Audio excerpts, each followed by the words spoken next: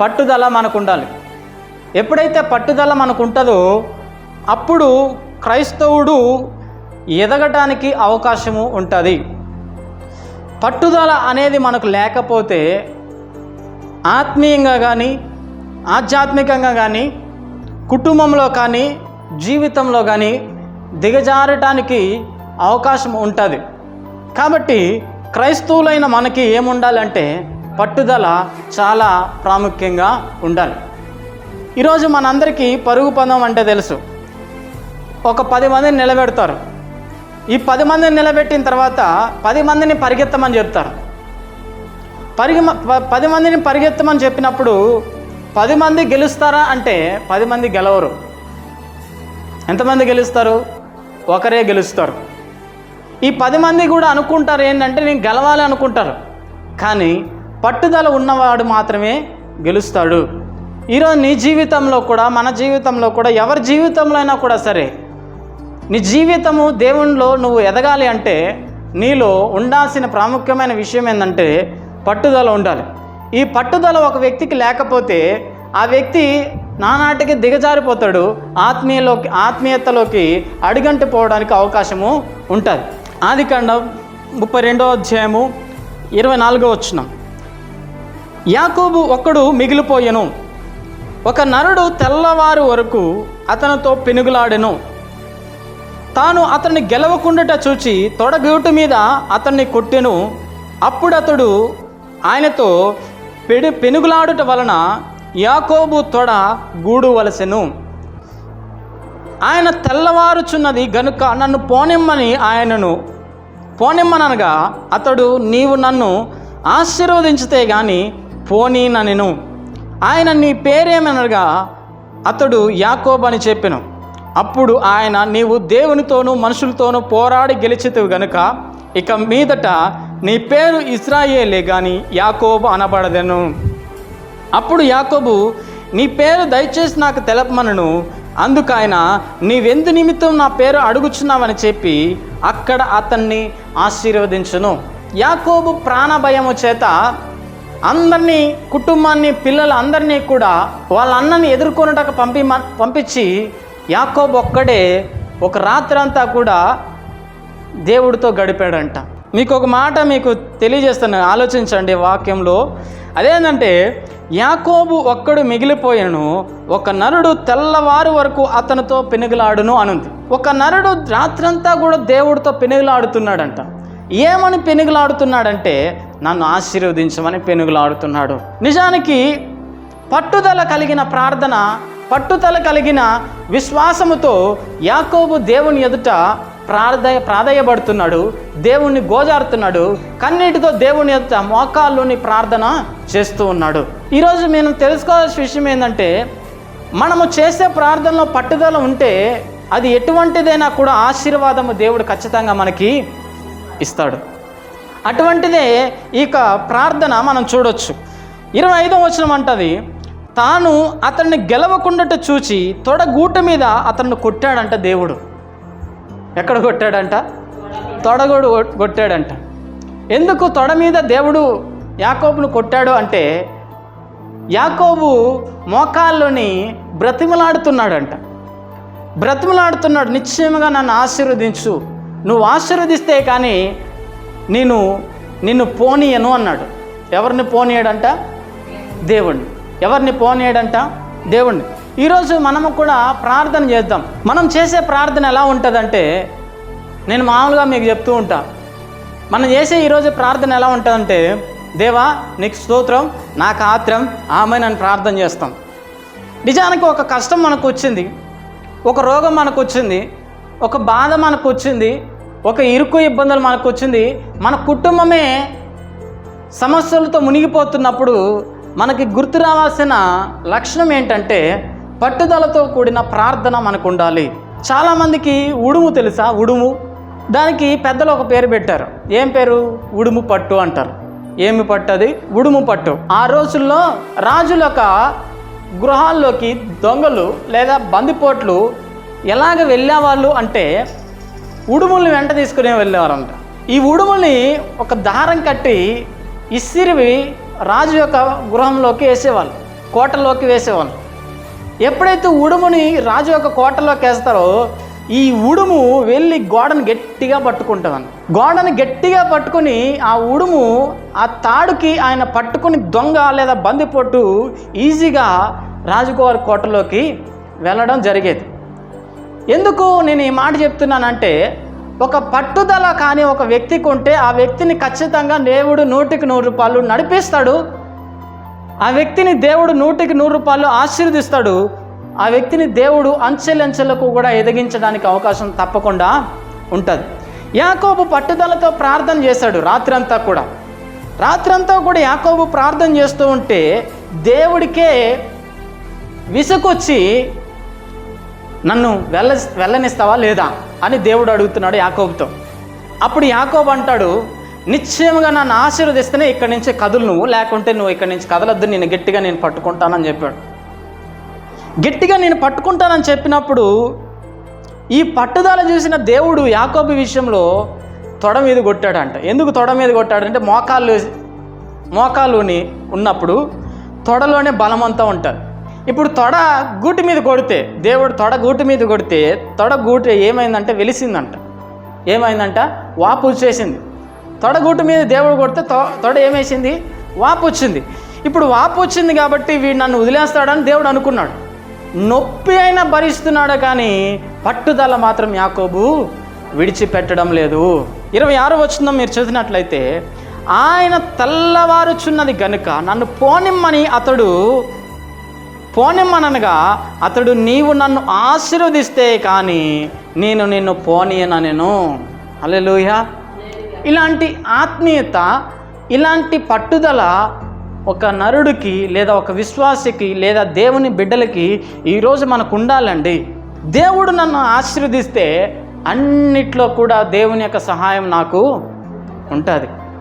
దేవుడు కానీ నన్ను ఆశీర్వదిస్తే నా చేతి పని వర్ధలింపబడుతుంది.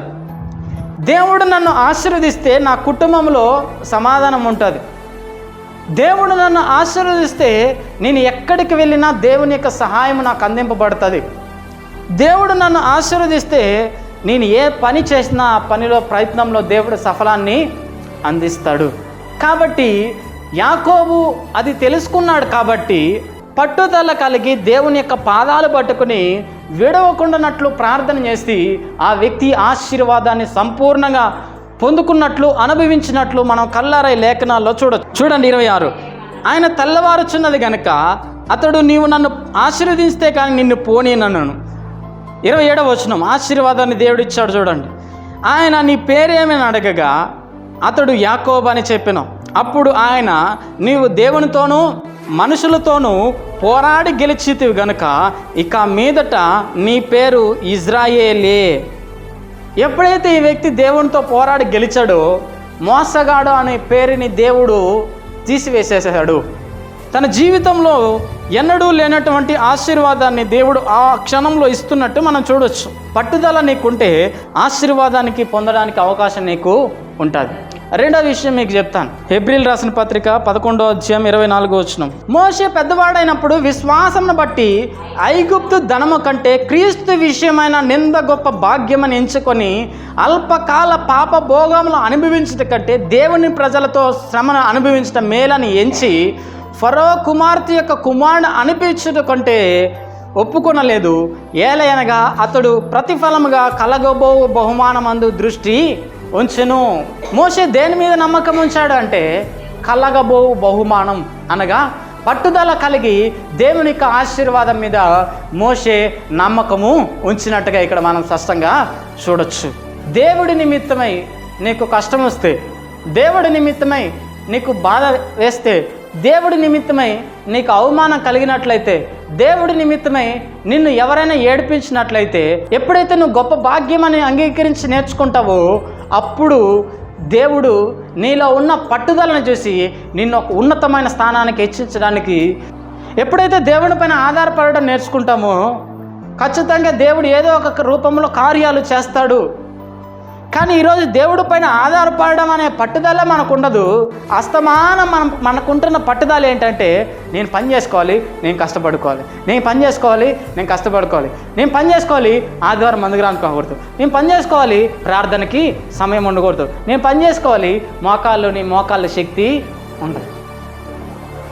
హల్లెలూయా. ఎంతసేపు పని చేస్తాం మనం?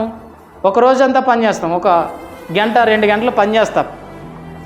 అదే గంట 2 గంటలు మోకాళ్ళు వేసే శక్తి నీకు ఉందా? ఎందుకు మోకాళ్ళు లేవంటే నిన్ను ఎవడు అడగడు కాబట్టి. అదే పనికాడైతే అందరు నిన్ను అడుగుతారు, ఎందుకు చేయలా, ఆ పని చేయి, ఈ పని చేయి. వాళ్ళు డబ్బులు ఇస్తారు. ఇక్కడ దేవుడు నీకు డబ్బులు ఇవ్వడు కాబట్టి నువ్వు మోకాళ్ళ ప్రార్థన చేయవు. ఒకటి చెప్తాను చూడండి, చదవండి అన్నమాట. సామెతల గ్రంథం 10వ అధ్యాయము 22వ వచనం. యెహోవా ఆశీర్వాదము ఐశ్వర్యం ఇచ్చును, నరుల కష్టము చేత ఆశీర్వాదం ఎక్కువ కాదు. హల్లెలూయా. ఈ మాట మనం చదువుతుంటే కొందరు అపార్థం చేసుకుంటారు. నరుల యొక్క కష్టం చేత ఆశీర్వాదం ఎక్కువ కాదండి. ఎంత కష్టం చేసినా ఆశీర్వాదము ఆ కష్టానికి నువ్వు పోల్చదగినది కానీ కాదు. ఇప్పుడు ఆశీర్వాదం కావాలంటే ఎవరి దగ్గర నువ్వు ఉండాలి? దేవుడి దగ్గర ఉండాలి. ఇప్పుడు నీకు దేవునికి ఆశీర్వాదం నీకుంటే నీ జీవితంలో, నీ శరీరంలో ఆరోగ్యం ఉంటుంది. దేవునికి ఆశీర్వాదం నీకుంటే నువ్వు చేసే ప్రతి పని కూడా సఫలము అవుతుంది. నీకు దేవునికి ఆశీర్వాదం ఉంటే నువ్వు అడుగు పెట్టు చోటల్లా దేవుడు నేను ఆశీర్వాదకరంగా మారుస్తాడు. దేవునికి ఆశీర్వాదం నీకు వస్తే నువ్వు చెయ్యి ప్రతి ప్రయత్నాల్లో కూడా దేవునికి ఆశీర్వాదం ఖచ్చితంగా నువ్వు చూడగలుగుతావు. దేవునికి ఆశీర్వాదం నీకుంటే అన్ని విషయాల్లో నువ్వు వర్ధిల్లుతావు. హల్లెలూయా. ఇప్పుడు చెప్పండి, అది కష్టము చేత దేవునికి ఆశీర్వాదం రాదు అండి. నెలంతా పని చేసినామంటే ఒక 10,000 మన చేతిలోకి వచ్చింది అనుకో, ఒక రోజు ఒక జ్వరం వచ్చిందంటే నేను హాస్పిటల్ తీసుకొని పోతే 4,000 వేస్తాడు బిల్లు. ఎంత వేస్తాడు బిల్లు? 4,000. నువ్వు సంపాదించినంత ఏమైపోయింది? ఇప్పుడు పోయింది. కాబట్టి ఏమి కావాలి మనకు ముఖ్యంగా అంటే ఆశీర్వాదం. ఎవరి దగ్గర ఉంటుంది ఆశీర్వాదం అంటే అది ఒక్క దేవుడి దగ్గర మాత్రమే ఆశీర్వాదము ఉంటుంది. అటువంటి పట్టుదల నీకు ఉండాలి. దేవుడి దగ్గర నుంచి పొందుకోవాలనే పట్టుదల మోషేకుంది, యాకోబుకు కూడా ఉంది. ఒక చిన్న ఉదాహరణ మీకు చెప్పి నేను తర్వాత వాక్యంలోకి వెళ్తాను. ఒకరోజు కుందేలు తాబేలు దగ్గరికి వచ్చిందంట. తాబేలు దగ్గరికి వచ్చి తాబేలుతో అంటుందంట, కుందేలు ఈరోజు మన ఇద్దరము పరుగు పందెం పెట్టుకుందాం, నువ్వు గొప్ప నేను గొప్ప తేల్చుకుందామని చెప్పిందంట. అని చెప్పినప్పుడు ఈ తాబేలు కూడా సరే తేల్చుకుందామని చెప్పిందంట. తేల్చుకుందామని చెప్పినప్పుడు ఈ కుందేలు అనిందంట, నేను ఒక గమ్యాన్ని పెడతా, ఒక గురిని పెడతా, ఎవరైతే ముందుగా వెళ్ళి ఆ గమ్యాన్ని చేర్చుకుంటారో వాళ్ళే గొప్ప వాళ్ళని చెప్పిందంట కుందేలు. తాబేలు కూడా సరే అని చెప్పిందంట. కానీ తాబేలు కుందేలులాగా ఎగరలేదు, స్పీడ్గా పోలేదు. ఇది మనకు తెలుసు, చిన్నప్పటి నుంచి తెలుసు. పరిగెత్తలేనని తెలిసి కూడా తాబేలు కుందేలుతో ఎందుకు పందెం కాసిందంటే తాబేలు ఎప్పుడూ కూడా దేవుడు నాకు తోడుగా ఉన్నాడని నమ్మకం ఉంచేదంట. హల్లెలూయా. ఎవరి మీద నమ్మకం ఉంచేదంట? దేవుడి పైన తాబేలు నమ్మకం ఉంచేదంట. కుందేలు ఎలాగ నమ్మకం ఉంచేదంటే నా వల్ల అన్నీ కూడా అవుతుంది, నేను ఎగరగలుగుతాను, నేను దూకగలుగుతాను, నేను పరిగెత్తగలుగుతాను, నాకు అన్నీ కూడా సాధ్యమే అని కుందేలు తనకు ఓవర్ కాన్ఫిడెన్స్గా ఉండేదంట. సరే, వీరిద్దరూ కూడా పరుగు పందానికి నిలబడినప్పుడు కుందేలు స్పీడ్గా పరిగెత్తుందంట, తాబేలు చిన్నగా పోతుందంట. చిన్నగా పోతూ ఉంటే కుందేలుకు పరిగెత్తి ఆయాసం వచ్చి వెనక తిరిగి చూస్తే తాబేలు ఎక్కడా కనబడకపోయే కొందికి ఈ కుందేలు ఏమనుకుందంటే ఈ ముసిలి తాబేలు రావడానికి ఇంకా 2-3 రోజులు పడుతుంది అని చెప్పి ఎండకి తట్టుకోలేక చెట్టు కింద పోయి నిద్రపోయిందంట. ఎక్కడ పోయి నిద్రపోయిందంట? చెట్టుకి కింద పోయి నిద్రపోయిందంట. ఈ తాబేలు ఎండనక వాననక చెట్టనక పొట్టనక గొట్టనక ఆ పరుగు పందం గెలవాలి, దేవుడు నాకు తోడుగా ఉన్నాడు, దేవుడు నన్ను నడిపిస్తాడని ఒక పట్టుదల కలిగి నడిచిందంట. పరిగెత్తలేనని తనకు తెలిసి కూడా పరిగెత్తే దానితో పోటీ పడి దేవుడు నాకు తోడుగా ఉన్నాడని పట్టుదల తనలో ఉంది కాబట్టి అదే విజయం పొందిందంట. అదే విజయము పొందింది. ఎలా పొందిందో మీరు అనుకుంటారు. కుందేలు పోయి చెట్టు కింద పోయి పడుకుంది, ఈ తాబేలు ఎండ గనక వాననక పోయి గమ్యాన్ని చేర్చుకుంది. ఇప్పుడు ఎవరు విజయం పొందారు? తాబేలు. ఈ కుందేలు ఏంటి?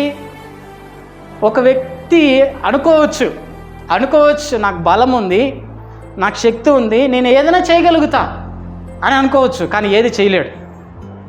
ఎందుకు చేయలేడంటే దేవుని యొక్క తోడు, దేవుని యొక్క సహాయము, దేవుని యొక్క నడిపింపు లేకపోతే తన జీవితంలో తన బ్రతుకులో కాదు, తన కుటుంబంలో కాదు, ఎప్పటికీ కూడా బాగుపడినట్లు ఎవరిలో కూడా మన చరిత్రలో చూడలేం.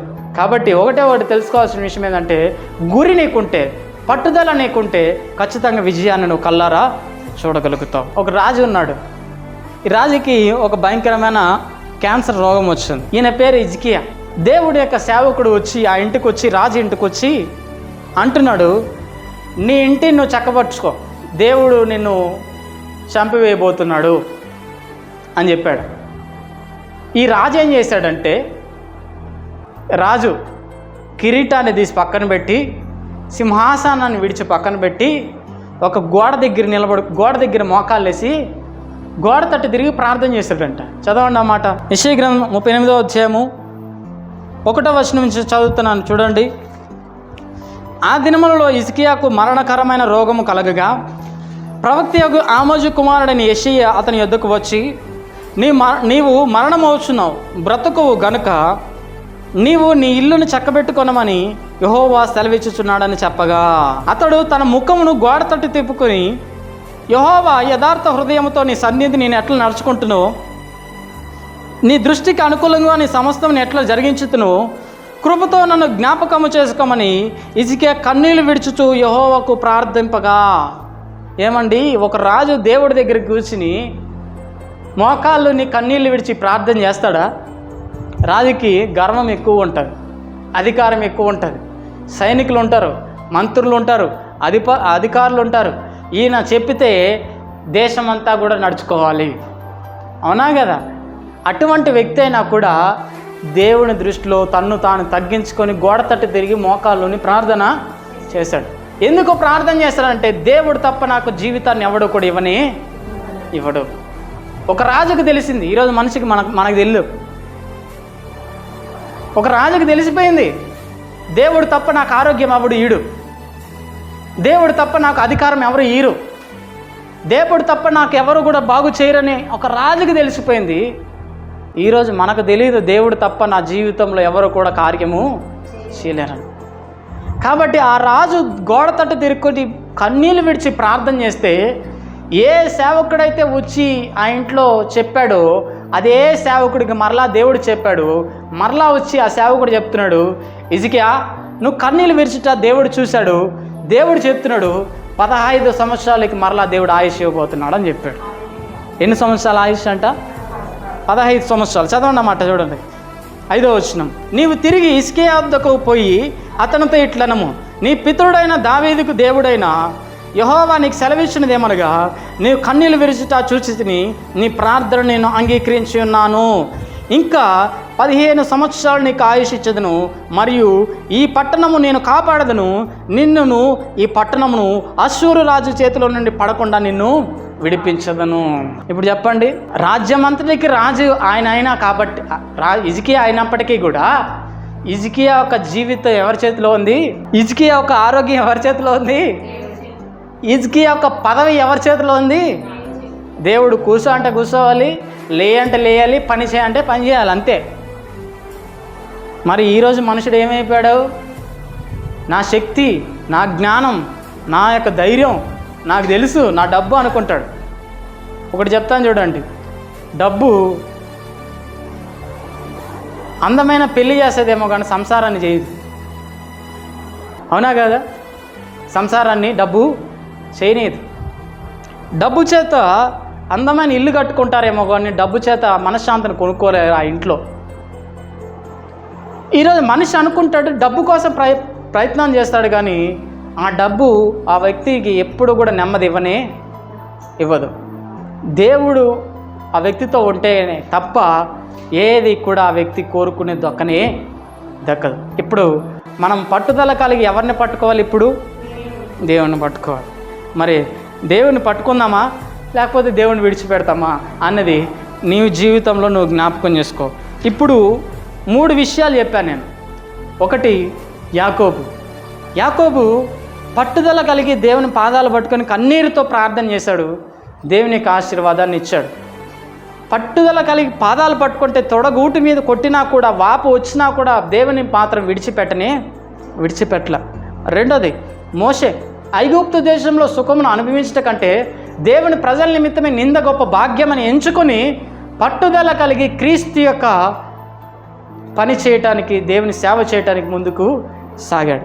మూడోదిగా హిజ్కియా, ఐశ్వర్యం ఉంది, ధనం ఉంది, రాజ్యం ఉంది, అధికారం ఉంది, కానీ తన ప్రాణం తన చేతిలో లేదని తెలుసుకొని తగ్గింపు తత్వంతో గోడ తట్టు తిరిగి ప్రార్థన చేశాడు హిజ్కియా. ఈ మూడిట్లో కూడా ఒకటి, ఈ ముగ్గురికి కూడా పట్టుదల ఉంది. నేను బాగుపడాలంటే దేవుని పాదాలు పట్టుకోవాలి.